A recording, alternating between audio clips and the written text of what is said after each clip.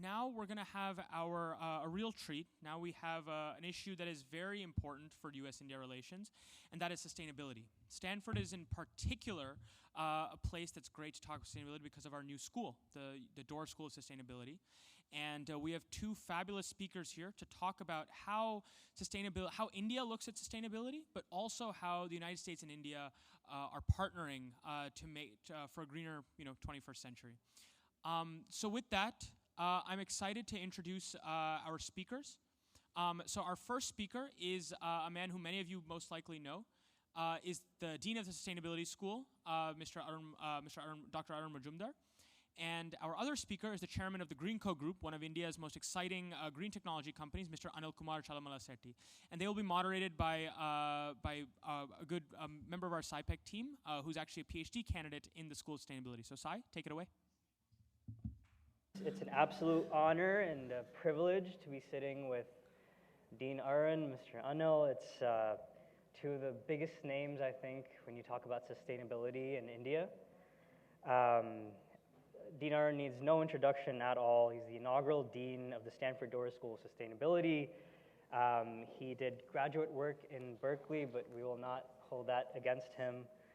And I think one thing that stood out to me about the dean is his ability to distill down an immense amount of data points into simple, actionable requirements for the future. And I think that's something that's important in policymaking, and that's something I'd like to learn more about in this conversation. Mr. Anil, first-generation entrepreneur, doing incredible things in India, and we'll hear more about that from him, hopefully now. And one thing that I really inspired me about him was, in our interactions with him, he approaches things with a genuine sense of curiosity and humility. And I think that's something that really, is required to succeed, and I think that's part of why he's so successful. So just two incredible people on stage. So we'll try to learn as much as we can.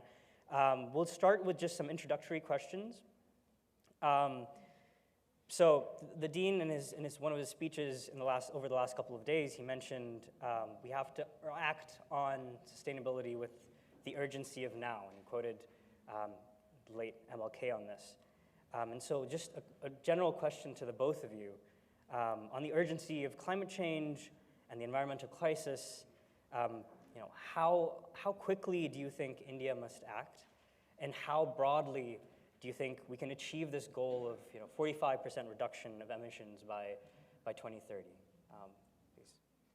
First of all, I just want to take this opportunity to congratulate all the students at Stanford for putting all this together. So it's a big round of applause to them. Also great to see that Motwani Jadeja partnership with you all. You mentioned about my graduate studies at Berkeley.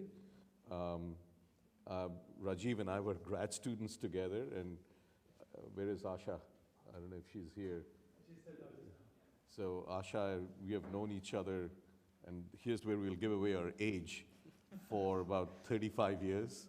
And so it's a long history of family friendship. And I'm so glad to see that Rajiv and Asha and the partnership with the students at Stanford. Yeah. I think, the quote you mentioned about urgency of now, it's actually, his quote is about the fierce urgency of now.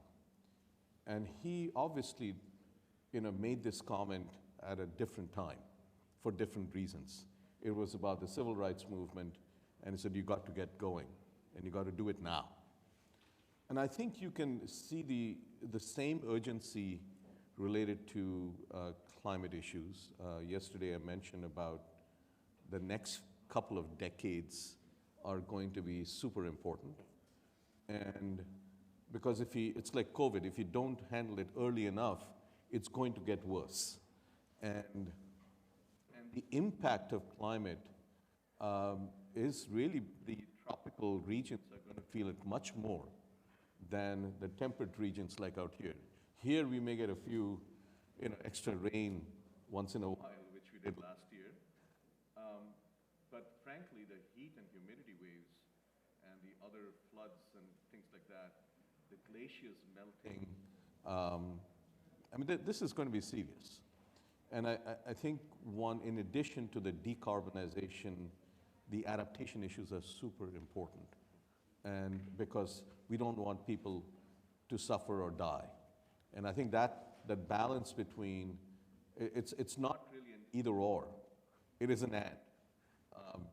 You have to decarbonize, and Anil Ji is like the leading figure in the inflection point that someone talked about earlier.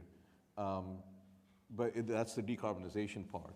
But there's also the climate adaptation, which is about people and communities. So I think both having, going through that together, that's the urgency that we have now. Right. No. Yeah, if you'd like to. Hi, good evening all. Thanks, Sai. Thanks for having me here.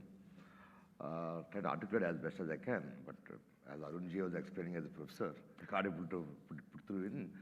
But as an organization, I think we've been on this renewable journey to start with 15 years back. I've been hearing a COP15, which is a tremendous positioning the whole Kyoto protocols and bringing down the US, India, and having a rips towards it. How the whole globally we can all act upon towards this mitigation plans of reduction of energy. But saying all this, we still see certain level of, and while India has been way ahead, very committed, it has delivered its obligations probably in a year ahead, and coming towards 2030, much aggressively towards, while India is 1/3 of the global average energy consumption or the footprint of the carbon emissions, but still saying that India's energy growth is coming out within green as in sustainable forms. So that's why actually we're able to see how we have comments to make, but the urgency has been felt within the government of India by policy making, by infrastructure to develop, and the resourcefulness to create, to various sectors to evolve in a more sustainable manner. I really see that. No, that's great. I think if you could give us some insight into what Greenko is doing. I'm sure many people already know, but how Greenko is tackling the sense of urgency and how they're moving so quickly and so efficiently. I wouldn't say we've been done any great innovations, but we have actually been very using a simple, scalable solutions, making it economical to reach to the markets. While we have started the platform 15 years plus years with less than 3 biomass projects with 21 megawatts. By 2018, we've been at 7,500 megawatts operational. Today we're 10 gigawatts. But last 5-6 years, we have moved ourselves from an electron generator towards an electron manager, to building in hydro pump storage as a storage services, building across the country. The first 10 gigawatt scale asset getting commissioned next quarter, which integrates with co-located with the 4,000 megawatts of solar and 1,000 megawatts of wind. How it enables towards a decarbonizing industrialization, where it gives a firm and flexible round-the-clock renewable energy, which is a big opportunity for decarbonizing the industries and discoms. So I would say this has all been enabled by the policy making, regulation making to the government of India, and the great infrastructure in various sectors they were building. Fundamentally, if you want to see India being blessed within one nation, one grid, one frequency, which enables towards having access towards the renewables, either from Himalayan regions, either in the central India, semi-arid lands, where you can do a lot of solar, and lots of coastal and southern peninsula, which has got a huge amount of wind renewables. So having a storage as an opportunity across the country on one nation, it enables towards making as a manufacturing hub. So while we were able to build this level of a large scale, 100 gigawatt hours of a storage platform, we now actually moved ourselves from an energy manager towards a molecule creator. So with the 2 gigawatt scale of electrolyzers manufacturing plant of alkaline, which we're setting up, we now start developing 5 million tons of ammonia from 1 million tons of hydrogen. So this enables towards making electrons to convert into molecules, which can be transportable to various countries. And from there, we're cracking back ammonia and delivering hydrogen to the end systems, either in the OECD markets. So that has started opening up towards a larger marketplace. We want to see as India as an energy market, whole global economy is $100 trillion. Out of that, $13 trillion is energy market. In $13 trillion, you have a less than $2 trillion as power market. In that, less than $2 billion is renewables market. Once you can able to convert the green electron into the green hydrogen and other molecules, you are penetrated into the 200 billion market towards $11 trillion market. So today we have solutions available right now to creating in wind and solar electrons, converting to green hydrogen, integrating them with then captured carbon dioxide, making a SAF, or they can make a methanol, which can go into the olefins. The whole value chain of all the petrochemical byproducts which have been used day to day across, those all can be produced in the greener form. Yes, whether it's going to be an on par, economical, or a discount, I think it's the start of a journey. Today we are able to make a green hydrogen which can be exportable towards the European markets, which will be able to cost them $7 to $8, while we're making it $3, packing them back in nitrogen, sending them as ammonia, and delivering towards an OECD markets at $5-6 level. So this level of opportunity what we've been investing. So as a group, while we had carbon-free electrons helping the industries to decarbonize or discoms to decarbonize, now we moved on to then carbon-free molecules to creating feedstock chemicals to the European markets industries, like high-value chemicals, chloralkalis, ammonia, and so on forth. And then moving on to the materials and metals, and how to get to the carbon-free materials and metals. That's incredible. The vision is incredible, I think. Elaborative, but I just wanted to... No, absolutely. But tying into that, I wanted to ask is, we had an entrepreneurship panel before this, and majority of the tech entrepreneurship efforts are very different from things like this, which require a substantially higher amount of investment.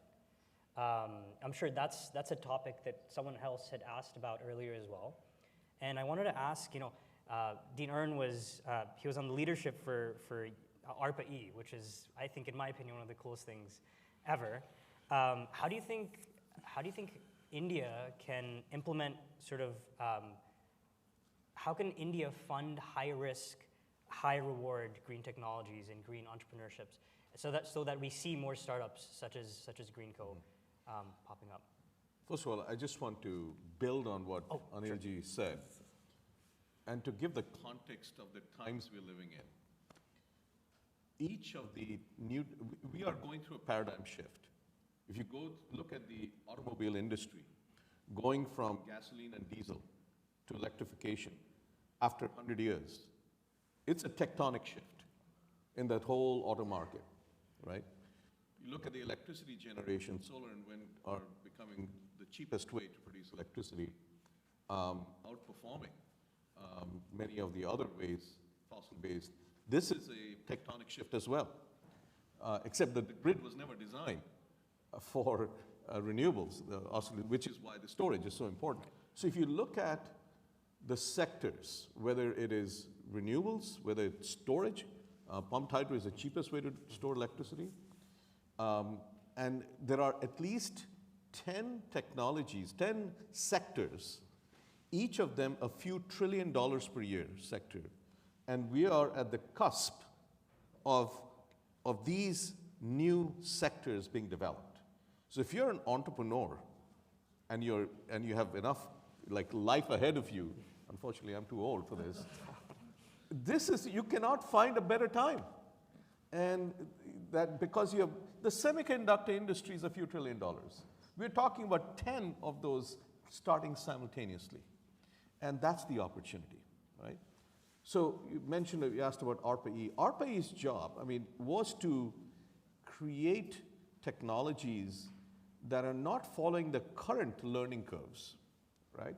Every technology, whether it's storage or ammonia, when you start, it's expensive. When you do it more and more, and the cost comes down, that's a learning curve. The economists call it the learning curve, although they still don't know exactly how to explain the exponent of that learning curve. Nevertheless, and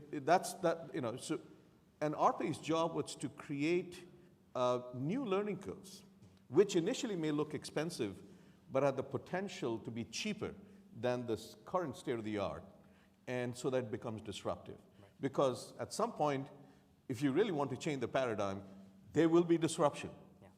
And that requires new technologies to come in. So that was the purpose of ARPA-E, and it's been around for now 14, 15 years. It's politically stable now. It wasn't when I was there. Nevertheless, it's going on. Now, in India, there is no reason why India cannot create an ARPA-E, and it is really the combination of the research that is going on at the universities, combined with the startup culture. Greenko is no longer a startup, it's a big company now. Right. But this whole innovation value chain, it's looking at that and creating organizations in the government, because the government has a role to play. Its role to play is to create the policy environment for Greenkos and all to thrive and accelerate, but it's also the R&D part up front to create the disruption, because companies by themselves, a large company by itself, is unlikely to create disruptions automatically, right? But if some disruptions happen, they can pick it up and scale. And I think that's the opportunity that India certainly has. But it's up to India to decide whether to do it or not. Right. Just piggybacking on that, in terms of just talking about getting the capital to make sort of the big changes that you're making, what do you think was the most influential decision or the most influential input that you got that helped you sort of, figure out funding these insanely visionary efforts? I think it's fundamentally, as I mentioned earlier, we had a humble start. So we had a very, very various forms of an access of capital with a small piece to start with. Then we had a smaller markets to access. So in the process, as I was started the whole platform from London as NRI and started the company from London. So we always followed the governance. This being an industrial infrastructure company, I think it doesn't apply towards tech companies a little differently. But when it comes to infrastructure business, when it comes towards when new transformation, what we're speaking is happening now, but 15 years back when we've been as a renewable energy company, this again goes with a very competitiveness of how you can differentiate. But at the given moment, the environment when we started and what's happening now is very, very very different.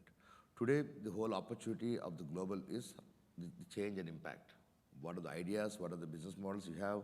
If it can make an impact, it can make any change, I think the economics will follow.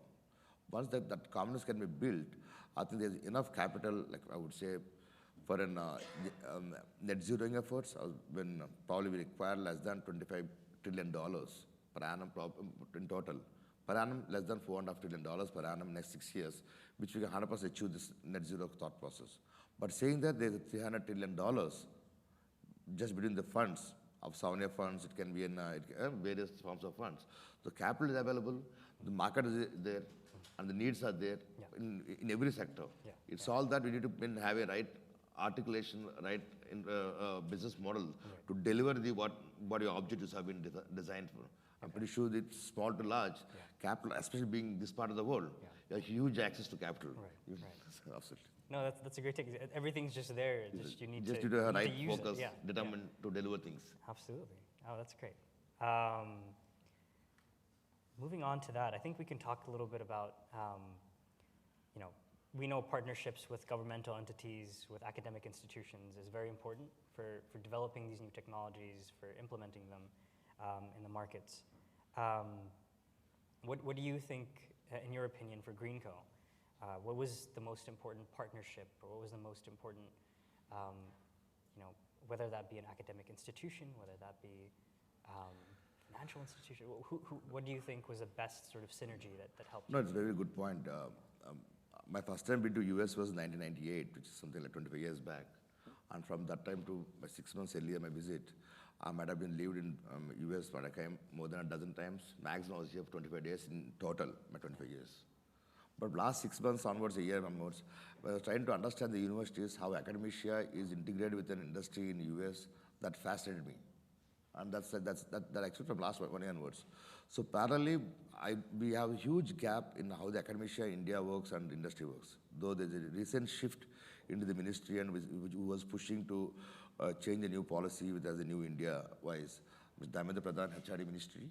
So on his guidance, so we have partnered with an IIT Hyderabad developing a small, not Stanford, Doerr School, but a School of Sustainability in IIT Hyderabad. Because when it comes to sustainability, it's nothing to do with innovation. It's bringing the multidisciplinary departments, thinking into one thought process, making some fundamental changes to aligning it towards a more sustainable manner of an education as well to deliver. So this level of a concept was missing. So I was trying to implement that in IIT Hyderabad. So to understand how it can be operational in US, I was mind blown. So this is how actually India has to win, will greatly benefit. I think innovations can't be done within the corporates. It will happen only at the institutions. And institutions and professors has to understand what's there in the market. Unless settle they are out in the market, which Indian ecosystem has not been done there. So all the professors, all the departments, leadership has to understand what they brought outside there. It's not there for them to teach how it works. They have to learn to students how they can innovate new things, which is the whole thought process in the scene, even the esteemed colleges back in India, which is lacking and is just now changing there. I think the more integration of industries within local industries, it can be in domain institutions, that will have a huge impact to India's growth story. Right. Oh, yeah. It is very important. And I was really happy to see IIT Hyderabad have a sustainability school. That's close to where I'm from, so it's when talking about technologies that can disrupt and can help solve this problem of climate change, there's so many, right? There's so many coming up now through programs like ARPA-E, otherwise in academic institutions. Which such technology do you think will have the most impact in India that you've seen recently, and which sort of excites you?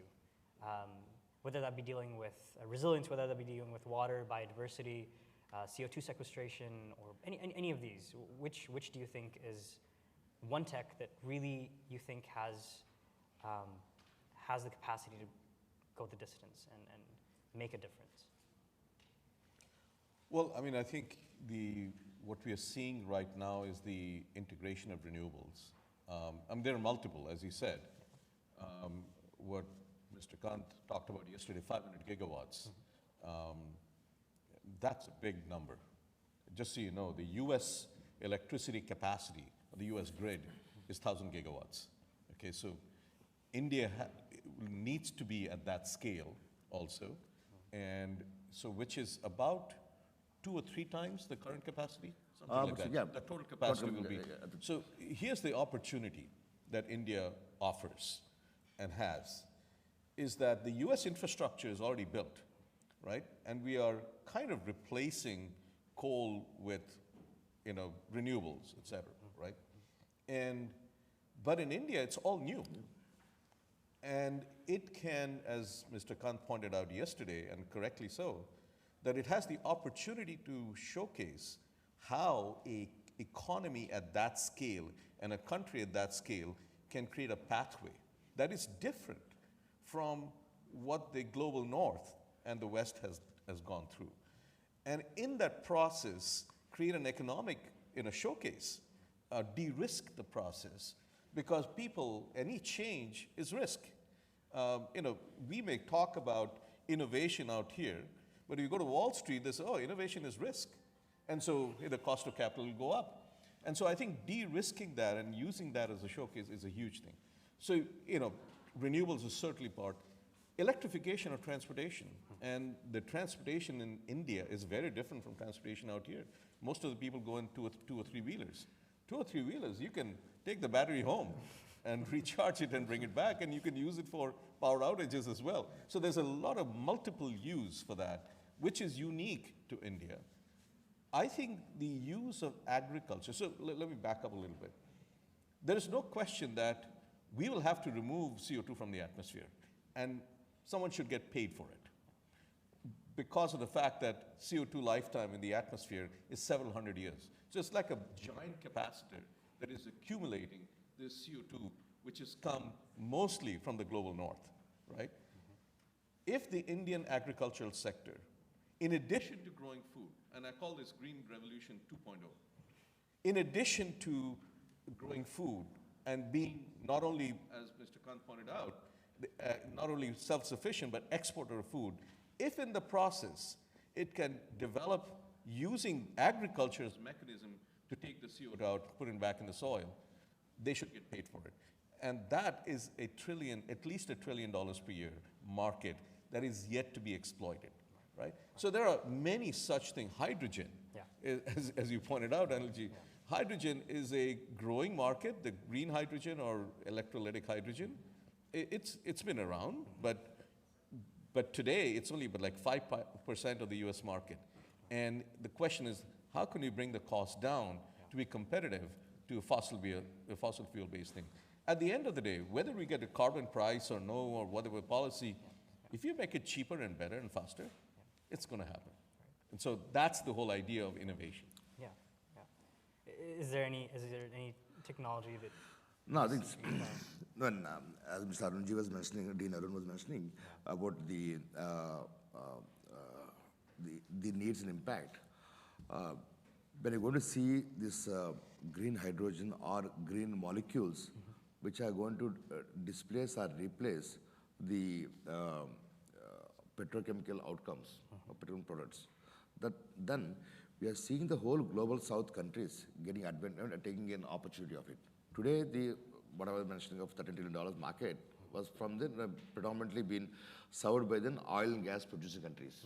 Right. When we were able to convert these green electrons, wind and solar, we are going to speak from whole Southeast Asia towards Africa and as well towards South America, where we can able to produce a lot of renewables, which can be converted into the green commodities, and which can not only create a wealth towards underdeveloping and emerging countries, but also create a new products within decarbonized means. And especially when you go and say agriculture, in the agriculture sector as well, we have 40% of inflation is being added because of the tractors and other utilities being using in diesel and so on and forth, and being heavily dependent on the inefficient chemical pesticides and fertilizers. Once you're going to bring them in decarbonized means, or actually more efficient means of taking a tech towards an agriculture, towards enhancing the productivity and reducing the inefficiency, then we're speaking about super inflation-free economies. While he was mentioning about Mr. Modi want to have a 50% of net energy in the grid system from the renewable resources, it not only gives a carbon-free energy for India's energy needs, but also it's going to give an inflation-free economy.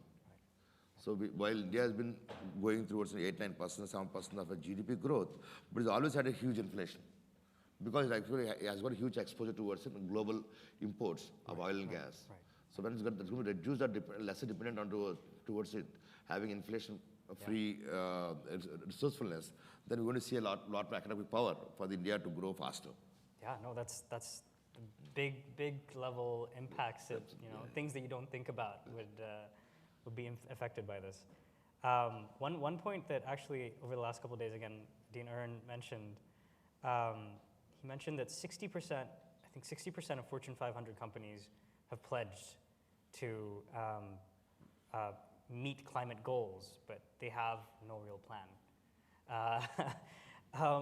So,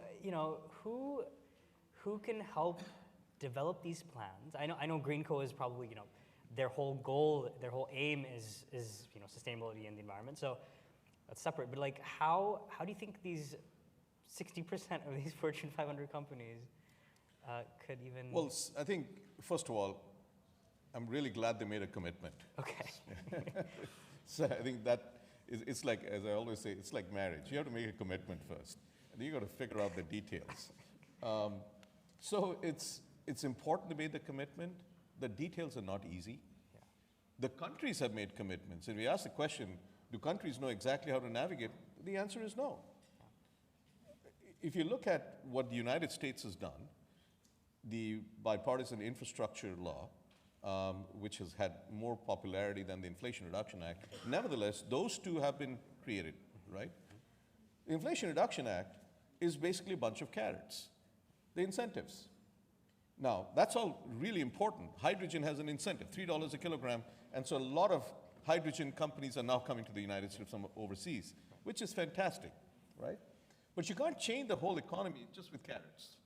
You do need some sticks.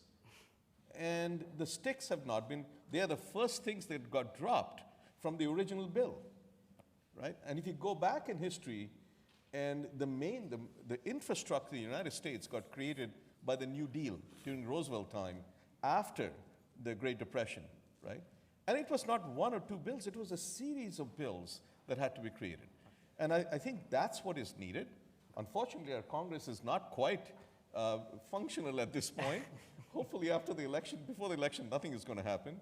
After the election, hopefully we can get some more legislation going to actually turn that around. So it's not just corporation, even countries have not quite figured out how to navigate. And the question is, how do you do that? That requires analysis. That requires students from here stepping up and saying that we can figure. I'm actually teaching a course right now called Sustain 101A. Okay. Sustainable Energy for Future Presidents. That's the name of the course. And we throw the undergraduates, throw at them the question, okay, President Biden wants our electric grid to be 100% carbon free by 2035. How are we going to do it? And the answer is not trivial, because there are, and we give a framework called DARES, decarbonization, which is, we have to do that. But it's not just that. It's affordability, that is A, reliability, so you can't go 100% solar without storage. That's affordability again, right? Equity and security, because you cannot have an insecure or a grid that is not secure. So all of that, so the students out here are trying to figure out, and they have a presentation 2 weeks from now, how are they going to achieve that against that framework of decision making? And that's non-trivial. Yeah. And I don't think, there's a straight answer for this, but I think that we all have to collectively figure out, and the question is what policies are created in Washington and in Sacramento and all the other states so that you have a federal-state partnership to actually achieve this. Because the grid, as we know, is local. So it's maybe good to switch to audience questions, because I know a bunch of people have questions. Sure, no, absolutely. Okay, the last question was about advice, about for other entrepreneurs. We can get back to that after audience questions. Is there a mic? I want to make sure that audience has a chance to ask the question. Absolutely, yeah, no. They have been patient. Now I want to start with your 101. So, it's a rare thing for a dean to teach undergraduate students 101 course. It's wonderful that you do.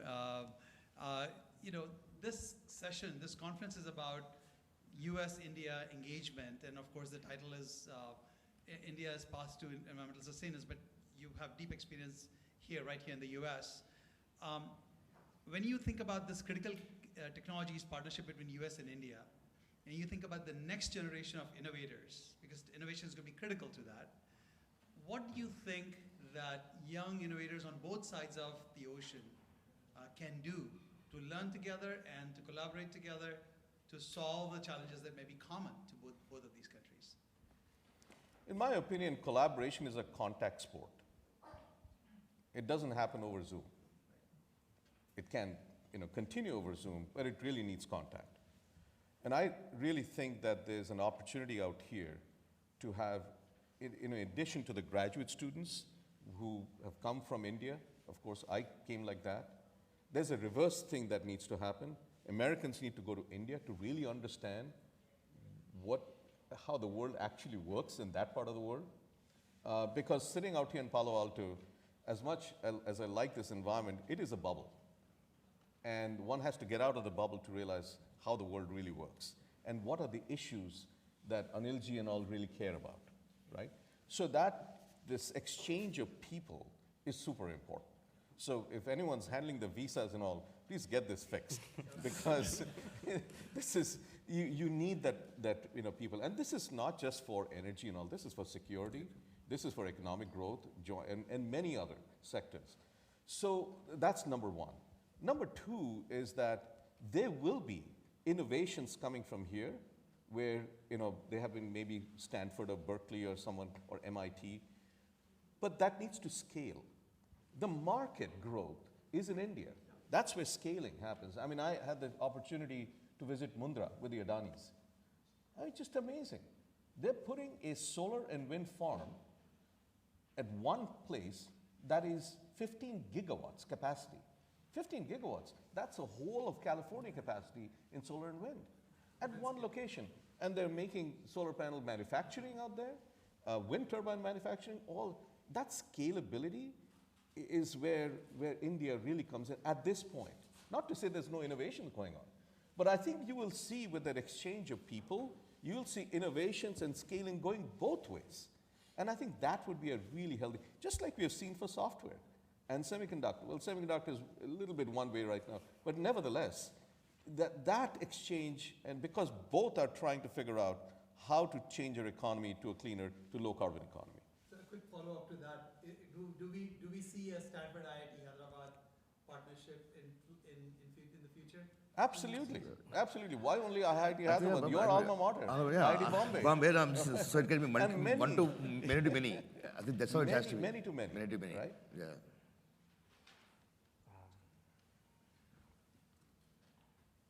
Thank you so much for sharing the insights. As somebody who got into energy because of India and wants to go build for India, what are the sort of obvious but important things to know for one looking to get into, let's say, hydrogen and do that for India? Thanks. So basically, the policies are well in place. If you want to see when green hydrogen was spoken, let's say 2015-16, as driven with Japan, then Europe started speaking a lot about it. US was not loud about it, just evaluating. But until 2020, everybody was so serious about it's only then holy grail, which green hydrogen can be changed. But India was never in the picture of the whole hydrogen as an opportunity. But Mr. Kant took up the task by 2021 end. By 2020, August 15th, on Independence Day, Mr. Modi Vijay has announced a hydrogen mission, green hydrogen mission. And within 2 years from now, we see actually a lot of PLI schemes has come up with electrolyzer manufacturing, and lots of policies have been brought into as in green open access, and having an export-oriented units been declared as a solar and wind so that they have lesser taxes. So though they didn't do it giving any subsidy, but they've designed a lot of framework around to make it faster and to deliverable. With that opportunity, while the policy was declared to 2022, by 2025 end, I'm pretty confident we will be the ones who are going to be producing the world's largest volumes of green hydrogen and exporting towards Europe. So we have a right policy framework, we have a right technology, we have an infrastructure to support towards what we aim to do. I think it's the right technologies, and it's been open to all, and very transparent mechanisms where you can. It's been I would say it's a really new India now. I think, but you always have challenges. What we have in US is also same. I think where we want to go and work, we always have some policy, local implementation issues, which you have to be resilient towards maneuvering them and passing through them. But otherwise, I think the new India is very, very different towards for industrialization and for entrepreneurship, to doing new things. I think it's a great opportunity to do so. Cool. Is there any other questions? Oh, Yes. one more question. I wanted to also ask, in the meanwhile, both of you, we're privileged to have you here. What one sentence of advice for green entrepreneurs or, people working in the energy space that are excited about India? Any one piece of advice from? I always keep saying that knowledge and courage is basis for an entrepreneurship. There's no box to think out of box. Just always understand and go from fundamentals of science and business values, and do what actually need to be goals are. I think just don't follow existing rules. Design all the time your own rules from bottom up towards the market. Okay. Well, I mean, first of all, how many graduate students out here? Stanford graduate students, okay, great. Non-Stanford graduate students. Well, first of all, the job of a graduate student is to graduate. So, graduate with an education, with some, understanding, skills, and you are in the most exciting, innovative ecosystem, arguably the most ecosystem in the world. And Silicon Valley is known for both technology as well as biotech. But I think this is a Silicon Valley 2.0 that needs to be created but it's not just Silicon Valley, it is a global valley. And that is on the issue of sustainability, whether it's energy, water, food, biodiversity, all of that. And that's what our accelerator in our school is all about, is how do you create that? How do you not only take the innovation that's going on, but really understand scaling, and that is going on around the world, and bring it back to the university so that if you understand what the process is beyond the university, so it's not just about startup, it is startup to scale up. And then you can work on the right problems that are scalability. And we are developing a curriculum on this. So join in. We are going to make our curriculum freely available to the rest of the world. This is not about ownership and patents and making money. Yeah, that'll happen. But this is really about mobilizing the global community to address this, because this is a global issue. Thank you so much. Yeah. With that, I think SIPEC always gives a little thinking cap to the speakers. Another one. Can I give this back to you?